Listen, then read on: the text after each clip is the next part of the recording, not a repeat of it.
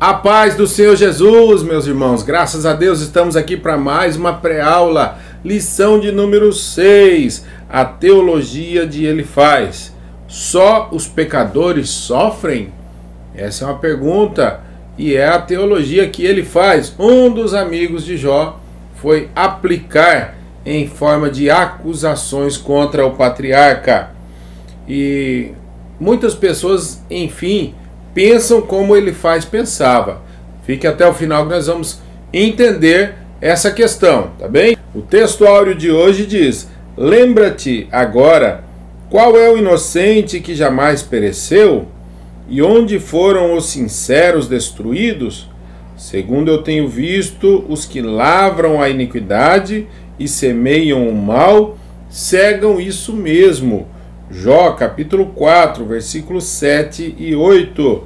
A verdade prática nos diz: embora transcendente, Deus tem prazer em se relacionar com o homem terreno. Transcendente significa que Deus é superior, está acima de todos os níveis, tá bem, queridos?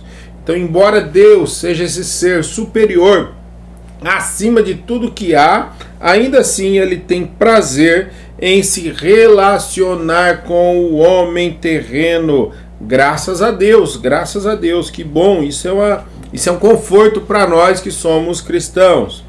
Leitura bíblica em classe: Jó, capítulo 4, do versículo 1 ao versículo 8, Jó, capítulo 15, do versículo 1 ao versículo 4, e Jó, capítulo 22, do versículo 1 até o versículo 5. Faça essa leitura, como sempre nós pedimos aqui, tá bem? Glória a Deus. Você lendo todo esse texto, você vai ficar por dentro do assunto que será tratado nesta lição. E antes de entrarmos na introdução, quero agradecer aos amados irmãos. Uma salva de palmas para vocês aí que nos ajudaram a alcançar os 800 inscritos.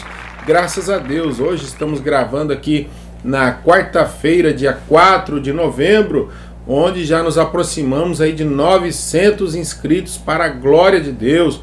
Nós só temos que agradecer o carinho de cada um dos nossos irmãos que tem assistido, não somente assistido, mas também tem compartilhado esses vídeos nos seus grupos de WhatsApp, grupo da família, grupo do trabalho, grupo de amigos, grupo de venda, são tantos grupos, né? Grupo da igreja. Compartilhe essas aulas, compartilhe esse conteúdo aí, ajude o canal Semeando Missões. Nós estamos aqui orando, intercedendo por cada um dos amados, amém? Muito bem, outra dica, outro pedido nosso aqui para o amado que está nos assistindo aí, o irmão, a irmã, compartilhe também no seu Facebook, nas suas redes sociais. Nós queremos ter a alegria de estar ali entre os seus amigos do Facebook também. Vamos anunciar a palavra de Deus, vamos evangelizar, usar essa ferramenta maravilhosa que é a internet, através das redes sociais, compartilhando, estendendo aí o ensino da palavra de Deus, a pregação do evangelho. Que Deus venha abençoar a sua vida por você ser este missionário, esta missionária que está evangelizando através das redes sociais aí, enviando o link desta aula, das outras aulas e os vídeos que são postados aqui neste canal. Nosso muito obrigado aí por compartilhar. Deixe o seu comentário aí, tá bem? Faça como alguns irmãos já têm comentado aí. Diga o nome da sua cidade. Nós queremos mandar uma saudação, um abraço para todos os irmãos aí da sua cidade. Tá bem, querido? Deixe aí no comentário. A gente quer saber aí até onde tem chegado esse trabalho que a gente faz com muito amor, com muita dedicação, para que o nome de Jesus seja glorificado. Beleza? Deixa o seu curtir, não esquece de curtir. Deixa o like aí, clica no like e se inscreva no canal. Já ia me esquecendo aqui de pedir para você que ainda não é inscrito, se inscreva neste canal Semeando Missões. Vem fazer parte da nossa família. E você, meu irmão, que tem vontade de aprender a tocar violão, gostaria de fazer um curso de violão para iniciantes totalmente gratuito? Aqui no canal Semeando Missões estamos oferecendo esse curso de forma gratuita. Acesse esse link que está aparecendo aí na sua tela e você vai ver as regras aí para participar deste curso de violão para iniciantes, amém? Agora, chega de perder tempo, vamos à nossa lição, tá bem? Meus queridos irmãos, é importante lembrarmos que essa parte do livro de Jó essa parte poética que é o centro do livro de Jó, tá? Os capítulos centrais, é justamente o discurso dos 3 amigos de Jó que vêm até ele diante do seu sofrimento, no auge da sua angústia, e eles começam a indagar e questionar e apontar para Jó como se Jó houvera pecado, e eles querem achar uma razão para tanto sofrimento. Na lição de hoje, Elifaz é o primeiro amigo de Jó que vem confrontá-lo. Depois, na próxima lição, vamos ver também Bildade, que vem com o seu argumento e as suas teorias. E por último, Zofar, o terceiro amigo que vem também acusar a Jó e apontar o patriarca. Tá bem? Então, fique claro que essas 3 próximas lições têm um título até um pouco controverso para o que nós pensamos e entendemos da Bíblia Sagrada, mas é justamente essa pergunta, ela leva a pessoa a pensar: será que Elifaz tinha razão? Será que Bildade, Zofar tinha razão? Então vamos estudar isso hoje aqui. A teologia de Elifaz. 2 pontos. Só os pecadores sofrem? Será verdade que somente os pecadores sofrem? O justo não pode sofrer? Para os amigos de Jó era uma novidade ver um justo sofrendo, né? Para eles era inaceitável isso. Então vamos ver o que é que o escritor, o pastor José Gonçalves, tem a nos dizer aqui. Na introdução da lição de hoje, diz assim, ó: veremos que para Elifaz a justiça retributiva é certa, ou seja, só os pecadores sofrem e os justos não passam por reveses. Ainda no final da introdução diz: finalmente veremos também as respostas de Jó a cada acusação de Elifaz. Glória a Deus. E Jó, sem pecado, vai responder e claramente não vai concordar com nenhuma dessas acusações. O ponto central da lição diz: não só os pecadores sofrem. Não é somente os pecadores que sofrem. O livro de Jó vem para trazer essa novidade para alguns, né? Tem muitas pessoas que ainda hoje pensam que somente quem faz o mal que passa por reveses. E não é bem assim. Vamos lá. Tópico de número 1 diz: os pecadores no contexto da justiça retributiva. Primeiro subtópico: a lei da semeadura e da colheita. Elifaz se dirige a Jó com uma defesa contundente, ou seja, decisiva, conclusiva, do pensamento teológico tradicional, a justiça retributiva. O que é a justiça retributiva? É justamente que algo divino vai acontecer na nossa vida como retribuição do que praticamos, retribuição dos nossos atos. Segundo essa teologia tradicional, a pessoa faz o bem, recebe o bem. A pessoa faz o mal, recebe o mal. Mas Elifaz não estava de tudo errado na sua forma de pensar. Para ele era algo novo, como já falamos aqui. Veja o subtópico de número 2. O homem colhe o que plantou. A própria Bíblia afirma em várias passagens algo que leva a essa forma de pensar. Veja bem aqui, o salmista confirma que Deus é bom e justo e por isso recompensa os bons e pune os maus. Salmo de número 1, versículo 6. E no Novo Testamento também atesta esse princípio, dizendo: porque os olhos do Senhor estão sobre os justos, mas o rosto do Senhor é contra aqueles que fazem males. Primeira Epístola de Pedro, capítulo 3, versículo 12. Portanto, Elifaz defende que o pecado sempre produz consequências, mas que somente os pecadores pagam por isso. Ou seja, a forma de Elifaz apontar essa questão teológica tradicional para Jó, Elifaz estava, em outras palavras, dizendo: Jó, confessa logo, tu pecou. Só pode ter pecado, e um pecado muito grave, porque o que está acontecendo com a tua vida aí é coisa muito grave, é muito sério, né? Então as consequências que tu está passando hoje, Jó, é relativo ao que você plantou lá atrás. E insiste nessa tecla, insiste em dizer que Jó havia pecado. Quantos, agora isso é para nós, para os nossos dias hoje, olha, quantos são os que fazem acusações precipitadas quando alguém passa por momentos delicados na vida? Quantos juízes, né? Hoje aí no dia a dia, entre nosso povo, e já começam a dizer, rapaz, o fulano ali tá passando essa situação, sei não, hein? Algo de ruim fez, atraiu essa maldição para a vida dele, atraiu essa maldição para a vida dela, não sei não, hein? Então esses juízes estão aí entre nós, estão aí espalhados aí nas igrejas.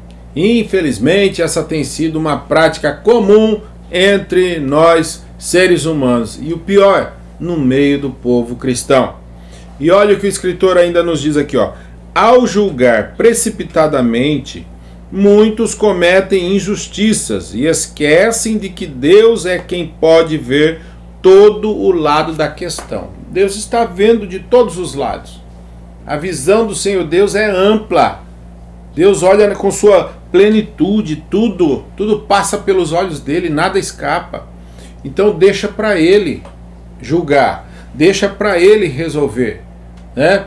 Veja que lá na frente, lá no capítulo 42, nós já vimos aí em alguma dessas lições anteriores, que os amigos de Jó foram repreendidos pelo Senhor.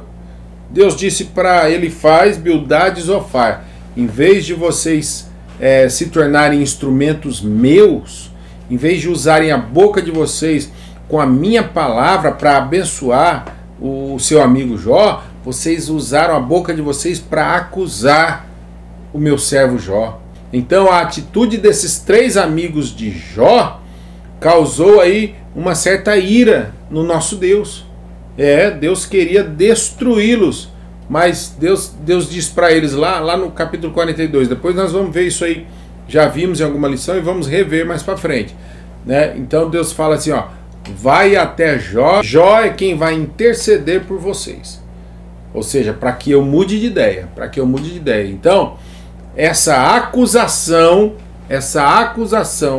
que às vezes até fica como comichão, formigando dentro de alguns dos nossos dias, para acusar fulano e beltrano, apontar para um e para outro, essa acusação entristece o coração do nosso Deus, e cuidado, porque Deus pode se irar contra alguém que tem essa prática de acusar e julgar a outra pessoa. A pessoa pode estar dentro de um processo de tratamento, de experiência da fé, como passou o patriarca Jó.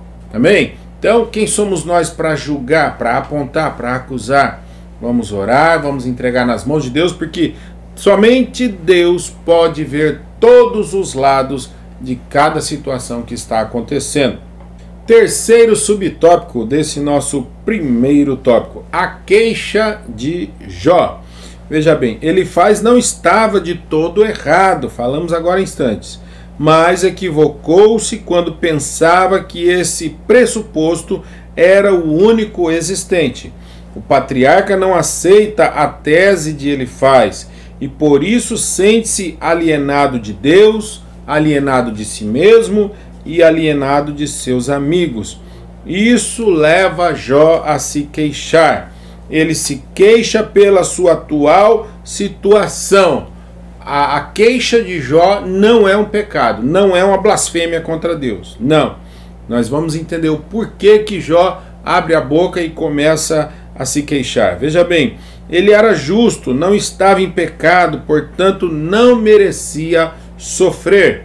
E foi confrontado aí com essa teologia tradicional. Em seguida, Jó se queixa a Deus, desejando abrir uma porta de diálogo com o Altíssimo. Eis aqui o motivo o porquê de Jó começar a se queixar. Ele quer agora falar com Deus, ele busca um diálogo com Deus. Ele não está ali sendo arrogante, prepotente contra o seu amigo Elifaz. Não, Mas Jó não quer saber de teorias, teologia tradicional da humanidade. Jó quer saber a opinião do Criador. Jó quer mover o céu neste momento. Jó não está preocupado com a opinião humana, não. Ele quer que o próprio Deus fale com ele. Ele começa a se queixar com Deus. Veja bem, ele não quer explicações baseadas em teorias teológicas antigas, mas uma conversa sincera através de um relacionamento direto com o Criador, onde Jó fala com ele e Deus fala com Jó. Glória a Deus, que coisa especial. Maravilhoso isso, né? Queridos, o que nós vemos aqui é a atitude de Elifaz. Jó já estava dentro de um grande sofrimento, dentro de uma grande angústia. Ele chega e bota agora uma carga ainda mais pesada sobre os lombos do patriarca. Quantas pessoas que estão vendo um irmão em dificuldade, uma irmã em dificuldade, e ao invés de levar uma palavra de consolo, de conforto, de ânimo, aquele apoio moral, apoio espiritual, vai levar acusação, vai levar perguntas que vão inquietar a alma da pessoa que já está em sofrimento. Nós temos um vídeo neste canal, você pode até clicar aí, marca aí o minuto da aula, aí, o tempo da aula aí para você voltar depois e clicar neste link aí e assistir. É uma breve palavra, é uma palavra bem curta e uma canção justamente sobre isso, vencer as acusações dentro do sofrimento. A pessoa já está sofrendo, a pessoa já está angustiada com tanta dor e ainda vem acusações. E foi justamente o patriarca que passou sobre isso. Jó passou sobre isso. E o vídeo que você vai assistir aí depois é justamente sobre essa história de Jó. Ainda que alguém te julgue mal, espera com paciência no Senhor. Salmo de número 40. Esperei com paciência no Senhor. Ele se inclinou para mim e ouviu o meu clamor. Maravilha, graças a Deus. Então, ainda que tenha pessoas, meu irmão, minha irmã, pessoas te julgando mal, fazendo um pré-julgamento por conta do sofrimento, a luta que o irmão está passando, que a irmã está passando. É um tempo de Deus experimentar a sua fé, provar a sua fé. Todos nós passamos por isso. Momentos diferentes, épocas diferentes, mas passamos por isso. E ainda que venham pessoas acusar a tua vida, apontar contra a sua vida, não desista. Espera, pois, no Senhor. Espera com paciência que o Senhor, o teu advogado fiel, ele vai entrar com providência, vai agir na sua vida, mudar o seu cativeiro e te dar um final feliz, maravilhoso. E a sua vida ainda há de ser exemplo para muitos. Muitos hão de se levantar ao ouvir o testemunho da sua história. Em nome de Jesus Cristo. Glória a Deus. Tópico de número 2. Os pecadores no contexto da tradição religiosa. Então, primeiro nós vimos aqui os pecadores no contexto da justiça retributiva, né? Retribui os bons com bondade, retribui os maus com outros males. Agora, os pecadores no contexto da tradição religiosa.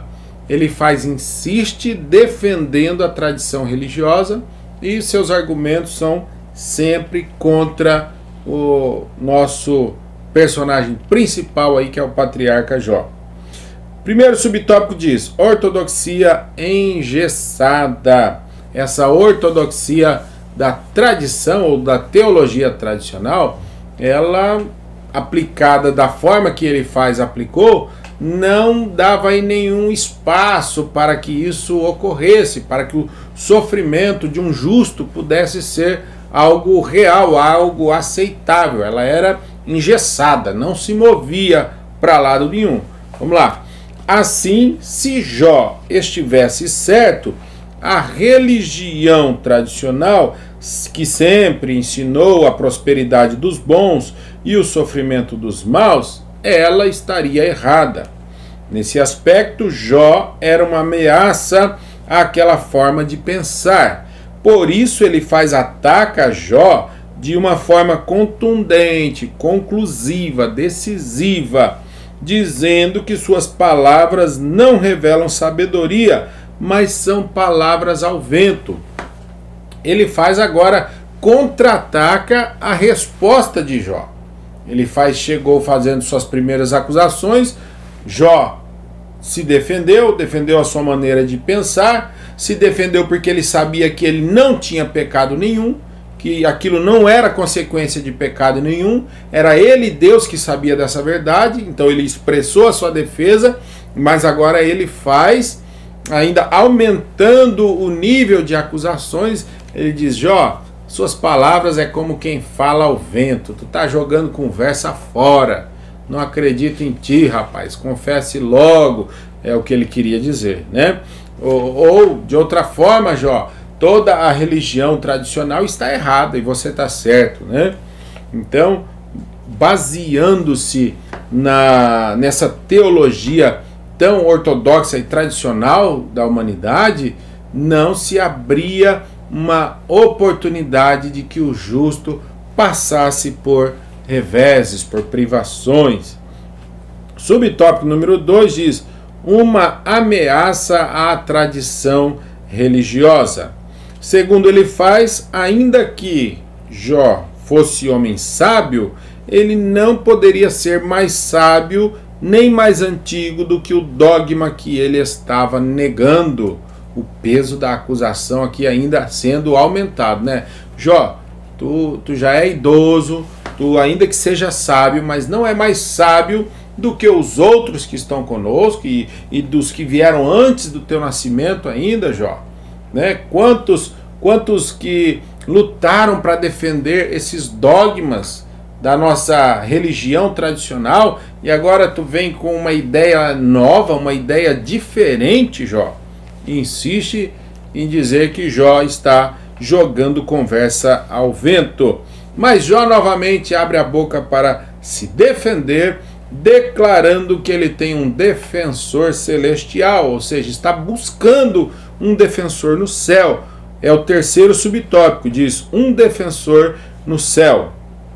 Em sua defesa, Jó se contrapõe ironicamente ao argumento de Elifaz.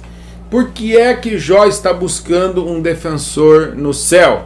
Porque Jó não tem esperança. Se os seus amigos que eram para lhe apoiar, conhecendo Jó, sabendo que Jó era homem reto, homem justo, conhecendo o seu histórico, a sua trajetória, mas agora os tais vêm com acusações, Jó não tem que ter esperança em ninguém aqui da terra. A sua esperança está no céu.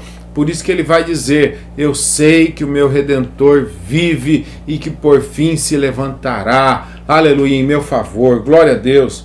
Seguindo aqui, ó, nesse texto, Jó reclama, mas não blasfema contra Deus. Ele abre a boca para reclamar diante de Elifaz, mas não profere blasfêmia nenhuma. Ele tem consciência de que a teologia de seu amigo firmava-se na terra, mas o homem de Uz apelava para os céus. Maravilha, glória a Deus. Sua fé o projeta para o alto, à procura de quem possa defendê-lo. E a sua fé, meu irmão, e a sua fé, minha irmã, está baseada em quem? Está firmada em quem? A base, baseada, quer dizer, a base da sua fé é quem? Qual é o alicerce da sua fé? É o Senhor Jesus? Glória a Deus. Porque nossa fé não pode estar firmada no pastor, no irmão fulano, no deputado, no vereador, não. Né? No rei, como no tempo de Isaías lá, né? O rei Uzias. Nossa fé precisa estar firmada em alguém, o único que é a base sólida para a nossa estrutura espiritual. Jesus Cristo, o Redentor que vive eternamente. Aleluia. Ainda diz aqui: seu anseio por um mediador prenuncia o justo advogado Jesus Cristo. Então era algo profético, né? O escritor ainda está dizendo aqui, embora seja uma mensagem poética, também é uma mensagem profética, se referindo, fazendo alusão ao Messias, ao Redentor. Glória a Deus. Terceiro e último tópico da lição: os pecadores diante de um Deus infinito. Deus é infinito, é soberano. Deus não se importa com quimeras humanas. É o primeiro subtópico. Ele faz novamente agora discursando contra Jó, e ele apela para a transcendência divina ao atacar Jó. A grosso modo, a transcendência divina diz respeito ao conjunto de atributos do Criador que ressalta a sua superioridade em relação à criatura. Para Elifaz, o sofrimento de Jó era um atestado de que ele havia pecado e que por isso Deus o havia abandonado. Elifaz acreditava que por Deus ser transcendente, ou seja, superior, muito além dos limites da nossa imaginação e da nossa capacidade, então Elifaz imagina que este Deus é distante do pecador, é distante, que ao ponto de abandonar quem erra, quem peca. Ai de nós, se Deus abandonasse cada pecador, cada ser humano fosse abandonado por Deus cada vez que cometesse um erro. Misericórdia, como seria este mundo, como seria este planeta? Mas Deus está sempre ali, disposto a ouvir ainda que aquele pecador se arrependa, que aquele pecador mude a sua maneira de ser, maneira de viver, maneira de servir e adorar o Criador, né?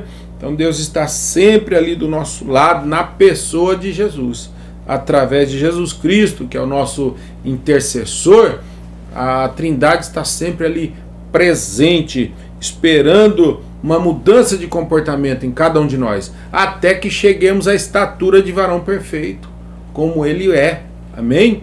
Precisamos desse exemplo para seguir. O apóstolo Paulo diz: sede meus imitadores, como eu sou de Cristo. Então, Cristo é uma referência. Cristo era a referência de Paulo. E Paulo agora ensina ao povo de Corinto que ele é uma referência, pois ele está se espelhando em Jesus.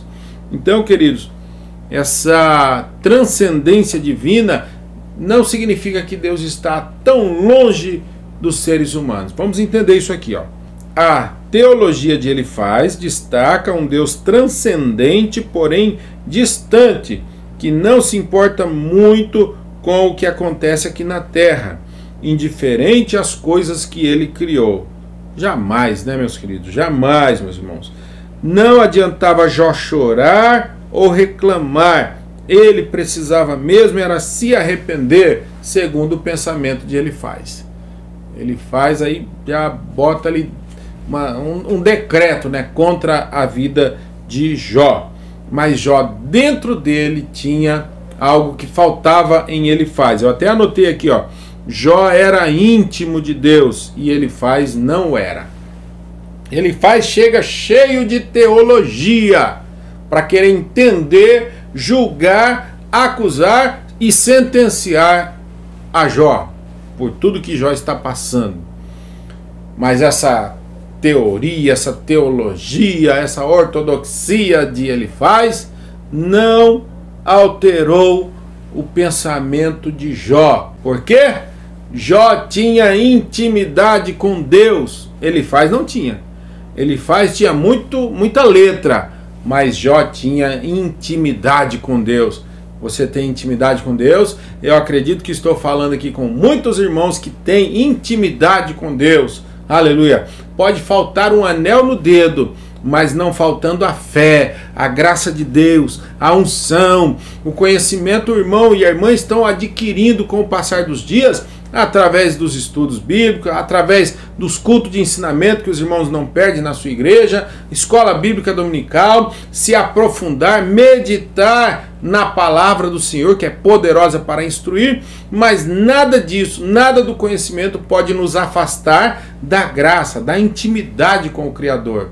Assim como a intimidade com Deus nos aproxima também de querermos conhecê-lo, como disse o profeta Oséias: conheçamos e prossigamos em conhecer a Deus. Glória a Jesus. Segundo e último subtópico da lição: Deus caminha com os homens. Nessa parte da poesia, Jó expõe seus argumentos de forma mais clara. Ele demonstra que nunca negou a transcendência de Deus, como ele quis dizer. Como ele deixou entender isso aí. Então Jó agora abre a boca em sua defesa e diz que acredita que Deus é superior. Deus é infinitamente além do limite da nossa imaginação. Ele nunca negou isso, né? E ainda diz aqui, ó, ele reconhece que Deus é excelso e que pode fazer o que ele bem quer, o que ele intenta. Mas, uma vez que Deus está contra alguém, Jó dizendo aqui no capítulo 23, o versículo 13, mas se ele está contra alguém, quem então o desviará? O que a sua alma quiser, isso ele fará. Jó entende que Deus é excelso, é supremo, é superior e pode fazer o que bem quer. Deus pode fazer o que ele quer, mas se ele está contra alguém, quem o impedirá? Todo o sofrimento que Jó estava passando, ele dizia: Deus me deu, ele tirou, bendito seja o nome do Senhor. Jó, dentro dele, tinha certeza de que ele não morreria sem resposta. Aleluia, glória a Deus. Jó tinha certeza que não morreria sem respostas, não morreria sem entender o que é que Deus estava fazendo, o porquê do Criador permitir toda essa situação que o nosso patriarca passou. Amém? Glória a Deus. Ainda diz aqui: Jó está consciente que esse Deus, embora seja grande, também caminha com os homens. Glória a Deus. Caminha com os homens. E caminha de que forma? Na pessoa do Senhor Jesus. Está aqui, ó. Em Cristo Jesus, Deus caminha com os homens, sendo o Altíssimo transcendente, envolve-se com os seres humanos nos diversos detalhes da vida.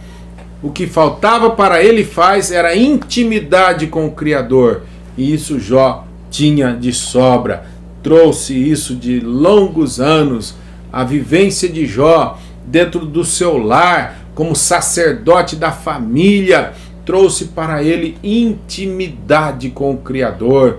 Homem justo, sincero, reto e que se desviava do mal. E ainda concluindo aqui o pensamento do escritor, diz: a ideia no texto hebraico é que Jó passa a ficar cada vez mais seguro e consciente, não apenas de seu caminhar com Deus, mas do caminhar de Deus com ele. Glória a Jesus. Olha aí, irmãos, que paz! Dentro da luta, dentro do sofrimento, estava mais atormentado do que o próprio Jó. Estava mais tenso, mais nervoso com a situação do que o próprio Jó. Jó tinha dentro dele a certeza de que não apenas ele podia caminhar com Deus, mas que Deus tinha toda a alegria em caminhar com Jó. Glória a Jesus, graças a Deus. Quero ler a conclusão para a gente encerrar aqui, ó. Para quem? Para ele Jó estava abandonado por Deus, e isso era uma prova irrefutável de que ele havia pecado. Jó, porém, o contrapôs e defendeu sua integridade e comunhão diante de Deus. Aleluia!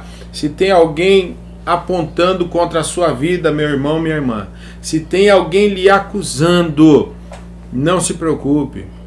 Não abra sua boca para discutir com tal pessoa. Ore por essa pessoa. Ore, dependa de Deus. Fique na posição de servo. Na posição de servo do Altíssimo. O tempo de cantar está chegando. O tempo da sua vitória está chegando, em nome de Jesus. E se a gente abrir a boca para discutir, para reclamar com alguém alguma coisa, vamos findar perdendo a bênção, saindo da bênção. E não é isso que Deus quer. Quando Deus está provando, é porque Ele está declarando o amor para as nossas vidas. Deus prova quem Ele ama. Glória a Jesus. Deus prova quem Ele ama e Ele aprova, desde que nós possamos passar no teste e do outro lado cantar o hino da vitória e testemunhar o que Deus tem feito nas nossas vidas. Deus abençoe a sua vida e a sua família, no nome santo e bendito de Jesus Cristo. Até a próxima aula, se assim o Senhor nos permitir. Deus abençoe.